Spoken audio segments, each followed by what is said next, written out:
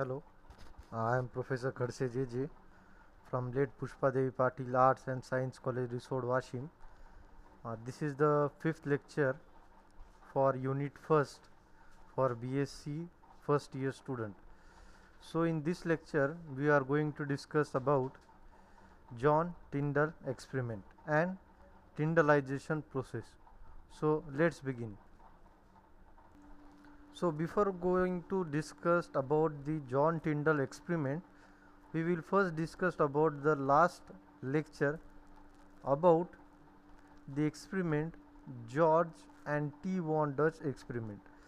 तर ह्या एक्सपेरिमेंटमध्ये आपण लास्टमध्ये काय बघितलं होतं की यांनी काय केलं तर ह्या एक्सपेरिमेंटमध्ये यांनी सर्वप्रथम व्हेजिटेबल इन्फ्युजन घेतले आणि ते व्हेजिटेबल इन्फ्युजन घेतल्यानंतर त्यांनी यामध्ये सर्वात महत्त्वाचं ते म्हणजे कॉटन प्लगचा त्यांनी यूज केला. ठीक आहे. कोणी? George and T von Dusch यांच्या एक्सपेरिमेंटमध्ये यांनी काय केलं हे बघा. हे आहे यामध्ये बघा, जर तुम्ही व्यवस्थित बघितलं तर हे व्हेजिटेटिव्ह इन्फ्युजन आहे. ठीक आहे. हे आहे याचं स्टँड आणि एअरवेज हे 1 नंबर जे दिसत आहे इथून एअर पास होती आहे या चेंबरमध्ये आणि इथून ह्या इन्फ्युजनकडे येत आहे.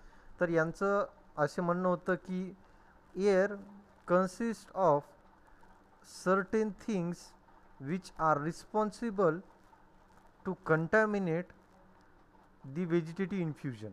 यांचं असं यांची अशी धारणा होती की एअरमध्ये असले कुठले तरी घटक आहेत ज्यांच्यामुळं हे जे इन्फ्युजन आहे, हे जे व्हेजिटेबल इन्फ्युजन आहे हे खराब होत आहे. ठीक आहे. आणि हे सपोर्ट करत आहे कोणाला? स्पॉन्टेनियस जनरेशन थेरीला. तर त्यासाठी या सायंटिस्टने काय केलं, या पॅसेजवर कॉटन प्लग लावले. कॉटन प्लग म्हणजे काय?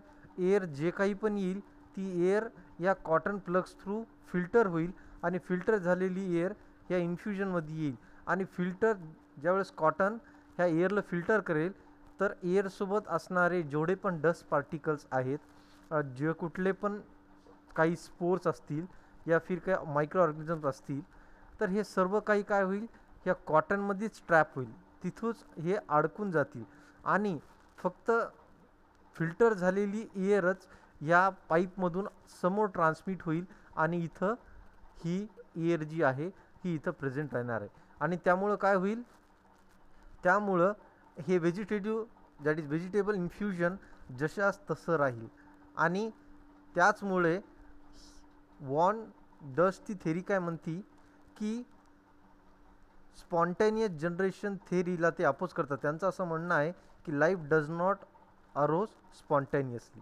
आणि याच एक्सपेरिमेंटला बेस धरून जॉन टिंडल ना हेच एक्सपेरिमेंट फर्दर कंटिन्यू केलं. जॉन टिंडलचं पण धारणा सेम होती. काय? की certain things are present in air which is responsible for generation of new life. म्हणजे कुठले तरी घटक आहेत एअरमध्ये जे की कारणीभूत आहेत लाईफ फॉर्म एक्झिस्टन्ससाठी आणि स्पॉन्टेनियसली लाईफ अरोज होत नाही. तर आपण बघूत आता जॉन टिंडलचं एक्सपेरिमेंट. ज्या जॉन टिंडलबद्दल आपण बोलणार आहे आज, तर हे आहेत जॉन टिंडल. 1860 यांनी एक्सपेरिमेंट केलता आणि ते एक्सपेरिमेंट पण टी वॉन डच, ठीक आहे, जॉर्ज अँड टी वॉन डचच्या एक्सपेरिमेंटलाच कंटिन्यू करणार होता. तर जॉन टिंडलचं एक्सपेरिमेंट काय होता? जॉन टिंडलचं पण असं म्हणणं होतं, यांचं एक्सपेरिमेंट आहे, जॉन टिंडलचं पण म्हणणं हेच होतं की air consist of certain factors which are responsible for contaminating or which are responsible for life thing. म्हणजे एअरमध्ये असले कुठले तरी घटक आहेत जे की कशासाठी कारणीभूत आहे? जे कारणीभूत आहेत सर्टेन लाईफ फॉर्मसाठी. आता तुम्हाला हे मी सांगतो, लक्ष द्या तुम्ही इथं. तर हे आहे टिंडल बॉक्स. ठीक आहे. टिंडल बॉक्स. या बॉक्समध्ये जर तुम्ही बघितलं तर ही जी याचे एक चौकोनी बॉक्स आहे. ठीक आहे. आणि याला कम्प्लिटली पॅक केलं गेलेलं आहे. ठीक आहे, हे बाय ग्लिसरीननं हे सील केलेलं आहे आणि याच्या आतमधून छद्र आहेत आणि या छद्रामध्ये अर्धा टेस्ट ट्यूब आतमध्ये गेलेला आहे. ठीक आहे, आणि एका बाजूनं एक ट्यूब टाकलेली आहे काचाची आणि त्यामधून लाईट पास होत आहे. ठीक आहे, हे बघा ही ट्यूब टाकलेली आहे आणि यामधून लाईट पास होत आहे. ठीक आहे, दुसरीकडे तुम्ही जर इथं असं असं सेटिंग केलेली फक्त लाईटच पास गेली पाहिजे, एअर पास नाही गेली पाहिजे. ठीक आहे, काच लावलेला आहे. दुसरं तुम्ही जर ह्या डायग्राममध्ये व्यवस्थित बघितलं तर हे बघा, ही जी असल्या फोल्डिंग्स आहेत, ही एक पाईप आहे आणि ह्या पाईपमधून आतमधून काय चाललंय, एअर चालली. ठीक आहे, आणि सोबतच इथं हीटिंग बर्नर्स पण आहेत. ठीक आहे, त्यानंतर तुम्ही जर व्यवस्थित बघितलं तर हे जे टेस्ट ट्यूब्स आहेत, या टेस्ट ट्यूबमध्ये इथं मीडिया आहे, त्याला आपण इन्फ्युजन म्हणू. ठीक, व्हेजिटेबल इन्फ्युजन म्हणजे जे पालेभाज्या आहेत त्यांचा गर आहे. ठीक आहे, आणि ते ह्या टेस्ट ट्यूबमध्ये टाकलेलं आहे आणि ही अर्धी टेस्ट ट्यूब ह्या बॉक्समध्ये गेलेली आहे. खालून याला छद्र होते आणि ती आतमध्ये गेलेली आणि हे खालून सील केलेले आहेत, म्हणजे फक्त आणि फक्त टेस्ट ट्यूबच आत जातील, याच्यामधून आतमध्ये एअर जाणार नाही. अशा पद्धतीने सील आहे. आता ह्या टेस्ट ट्यूबच्या खाली जर बघितलं की एक ट्रे आहे, त्या ट्रेमध्ये पाणी आहे आणि हे परत इथं गॅस लावलेला आहे, ते पाणी उकळत आहे आणि हे कंटिन्युअसली बॉइलिंग आहे इथं पण.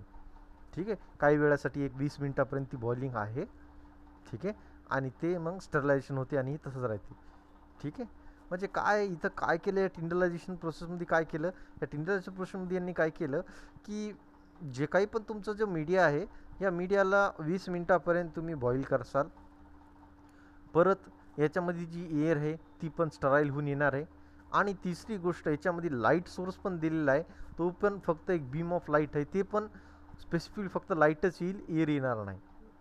अशा पद्धतीने एक स्टराईल कंडिशनमध्ये तुमचा मीडिया हा एक्सपोज करून ठेवलेला आहे. आणि हे एक्सपेरिमेंट काय सांगते, जॉन टिंडलचं एक्सपेरिमेंट काय सांगते, जॉन टिंडलचं एक्सपेरिमेंट हे सांगते की मीडिया एक स्टराईल कंडिशनमध्ये टिंडल बॉक्समध्ये तो प्रेझेंट आहे आणि जी एअर आहे ती एअर पण स्टराईल होऊन आतमध्ये येत आहे. म्हणजे म्हणायचं काय की air consist of certain things which when sterile in condition of heat or cotton or acid transmitted inside the box is does not have any life form. म्हणजे म्हणायचं काय, ज्या वेळेस एअर ही साफ करून फिल्टर करून केमिकल ट्रीटमेंट करून आतमध्ये पास केली, पास केल्यानंतर इथं मीडिया आहे, आतमध्ये एअर जाणार आहे. ठीक आहे, पण इथं कुठली प्रकारची लाईफ एक्झिस्टिंग येत नाही. दुसरी गोष्ट, एअरमध्ये लाईट पण पास केली, लाईटमध्ये पण जीवन नाही आहे. ही एक्सपेरिमेंट सिद्ध करून होते, कारण लाईट पास केला, लाईटमध्ये जीवन नाही, जीवन कशामध्ये आहे, एअरमध्ये. ठीक आहे, आणि यालाच जर का इथं आपण नष्ट केलं तर समोर जीवन अस्तित्वात येत नाही. आणि हेच जर का हटवलं, ही ट्रीटमेंट जर का हटवली आपण एअरची, डायरेक्टली याच्यामधून काही सूक्ष्मजीव येतील, इथं वाढतील आणि इथं ग्रोथ दिसेल. म्हणजे जॉन टिंडलचं एक्सपेरिमेंट काय सिद्ध करून दाखवते, जॉन टिंडलचं एक्सपेरिमेंट हे सिद्ध करून दाखवते की life does not arose spontaneously. जीवन हे एकदमच निर्जीव घटकांपासून उगम पावत नाही.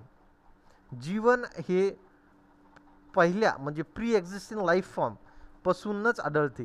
मग इथं एअरमध्ये मग काय काय असू शकते, एअरमध्ये काही बॅक्टेरियल स्पोर असू शकतात, काही बॅक्टेरिया असू शकतात, काही व्हायरस असू शकतात, काही फंगल स्पोर असू शकतात, किंवा कुठलीही काय असू शकते एअरमध्ये. तर हे air consist of certain things which is to be transferred. आता परत जॉन टिंडलनं टिंडलायझेशन प्रोसेसबद्दल आपण बोलू. ठीक आहे, परत आपला येऊ. जॉन टिंडलचं म्हणणं काय होतं, vegetative cells are few spores are kill during the first warming.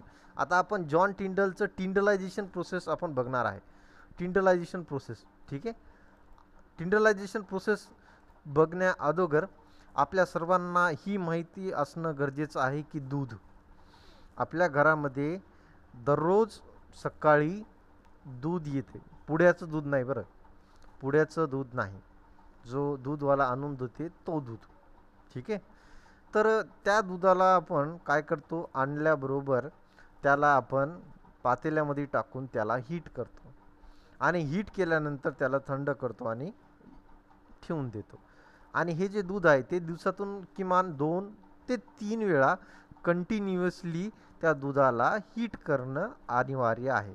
नाहीतर काय होते, नाहीतर काय होते, तो दूध खराब होऊन जाते. ठीक आहे. ही आहे एक साध्या माणसाची विचारधारा. पण त्या व्यतिरिक्त जर का आपण मायक्रोबायोलॉजिस्ट आहे, तर आपली विचारधारा काय असली पाहिजेत या दुधाबद्दल. आपण असं विचार करूत की दुधामध्ये असतात मायक्रो ऑर्गॅनिझम, म्हणजे सूक्ष्मजीव. लॅक्टोबॅसिलस आहे, काही बॅसिलस क्लॉस्ट्रिडियम्स पण आहेत. ठीक आहे. तर तो हे बॅक्टेरिया बघा, हा बॅक्टेरिया आहे क्लॉस्ट्रिडियमचा आपण बघू. ठीक आहे. त्या बॅक्टेरियामध्ये हे बॅक्टेरिया आहे. आणि हे बॅक्टेरिया काय होते, ज्यावेळेस तुम्ही दूध उकळता, पहिल्यांदा तुम्ही दूध उकळलं, तर पहिल्यांदा उकळल्यामुळं काय होईल, हे बघा तेच. ही आहे व्हेजिटेटिव्ह सेल आणि ही आहे काय, रिप्रोडक्टिव्ह स्ट्रक्चर, त्याला आपण एंडोस्पोर असे म्हणतो. ठीक आहे. Vegetative sale. जॉन टिंडलचं काय म्हणणं होतं, vegetative cells are the few spores are killed during the first warming. ठीक आहे. म्हणजे ज्यावेळेस तुम्ही तापवता पहिल्यांदा, मग हे इथं इथं तापवणं असू द्या. ठीक आहे. किंवा तुमचे जे दूध असू द्या, ते दूध तुम्ही तापवता, त्याचं हेच म्हणणं आहे की ज्यावेळेस तुम्ही तापवता दूध किंवा एखादा मीडिया, त्यामध्ये हे बॅक्टेरियाचे जे व्हेजिटेटिव्ह सेल आहे, ही व्हेजिटेटिव्ह सेल आहे आणि त्या सेलच्या आतमध्ये एक रिप्रोडक्टिव्ह स्ट्रक्चर आहे, त्याला एंडोस्पोर म्हणतात. साधं ही कोंबडी आहे आणि कोंबडीचं अंड आहे. ठीक आहे. जर तुम्ही पहिल्यांदा ट्रीटमेंट दिली हीटची, तर कोंबडी मरल, पण कोंबडीतला अंड मरणार नाही, असं गृहीत धरा तुम्ही. तेव्हाच तुम्हाला ही गोष्ट कळणार आहे. ठीक आहे. कोंबडी मरल पण अंड तसंच राहील. पण हे अंड नंतर मग काय होईल, जस्ट फॉर एक्झाम्पल तुम्ही दूध उकळल्यामुळे कोंबडी मेली पण अंड सध्या आहे. ज्यावेळेस सकाळी 8 वाजता तुम्ही दूध आलं, 8 वाजता दूध आल्यानंतर तुम्ही उकळल्यामुळं कोंबडी मेली पण कोंबडीचं अंड बाकी आहे. म्हणजे बॅक्टेरियल व्हेजिटेटिव्ह सेल मेली पण रेजिस्ट स्ट्रक्चर एंडोस्पोरचं जिवंत आहे. मग परत काय होते, थंड झालं दूध, एक 8:30-9 वाजतापर्यंत, 10 वाजेपर्यंत दूध थंड झालं. थंड झाल्यानंतर मग काय होते, 10 ते साधारणतः 2 ते 3 पर्यंत दूध नॉर्मल टेम्परेचरमध्ये. त्यामध्ये काय होते, ह्या एंडोस्पोरपासून परत बॅक्टेरिया बनते आणि परत त्या बॅक्टेरियामध्ये नवीन एंडोस्पोर बनते. म्हणजे बघा, परत अंड्यापासून कोंबडी आणि कोंबडीमध्ये परत अंड, अशातली ही भाग होती. म्हणून आपल्याला दूध वारंवार उकळावं लागते. ठीक आहे. आणि ह्याचमुळे आपण वारंवार दूध तापवत आहेत. सेम तीच प्रोसेस आहे टिंडलायझेशन प्रोसेस. टिंडलायझेशन प्रोसेस काय आहे, जर तुम्ही व्यवस्थित बघितलं, it is a frequently fractionized heating of certain components such as foods for fraction and time heating by killing the reproductive as well as vegetative spores for 2 to 3 days is known as tyndallization process. साध्या भाषेमध्ये सांगतो, दूध जे आपण 2 ते 3 दिवस दूध आपण जे टिकवतो, तीच प्रोसेस म्हणजे टिंडलायझेशन प्रोसेस. टिंडलायझेशन प्रोसेसमध्ये काय आहे, काय नाही, दूध तुमचं लवकर तापते. पण टिंडलायझेशन प्रोसेसमध्ये तुम्हाला कमीत कमी 20 मिनिटापर्यंत ॲट ए बॉइलिंग टेम्परेचरपर्यंत तुम्हाला तुमचं इन्फ्युजन नेऊन ठेवावं लागेल.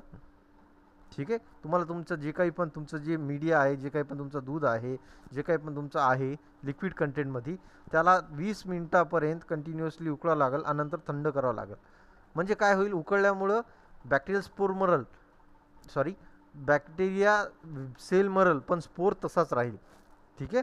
मग परत थंड झाल्यावर परत या एंडोस्पोरपासून परत नवीन बॅक्टेरिया, कारण याच्यामध्ये बघा DNA असते, स्पोर कोट आहे, कोरवाले बघा, आतमध्ये DNA आहे आणि याच्यामध्ये पण DNA आहे, मदर सेलमध्ये पण.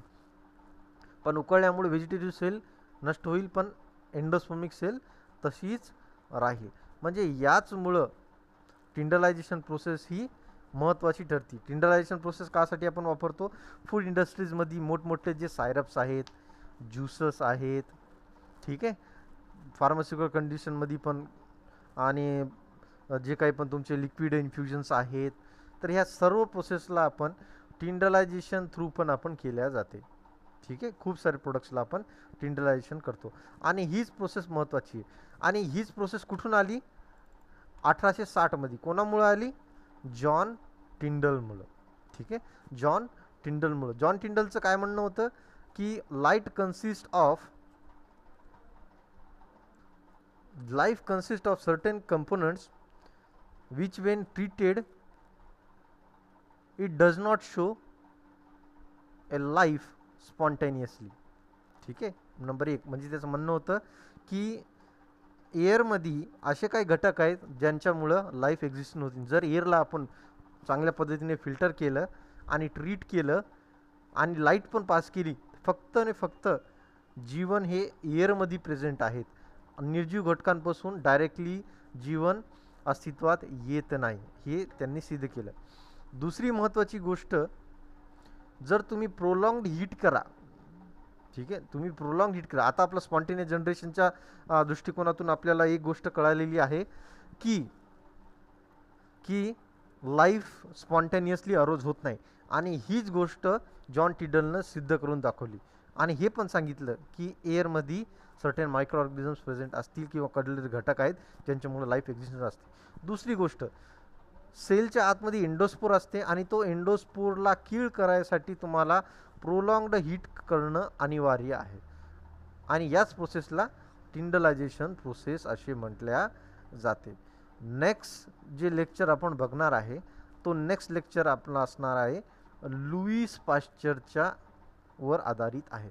आता जॉन टिंडलच्या एक्सपेरिमेंटला समोर कंटिन्यू केलेलं आहे ते म्हणजे लुईस पाश्चर. लुईस पाश्चर एक महत्त्वाचा सायंटिस्ट आहे, त्याला मॉडर्न मायक्रोबायोलॉजीचा जनक पण म्हणले जाते आणि त्याचे कुठले कार्य आहेत हे आपण नेक्स्ट लेक्चरमध्ये डिटेलमध्ये बघणार आहेत.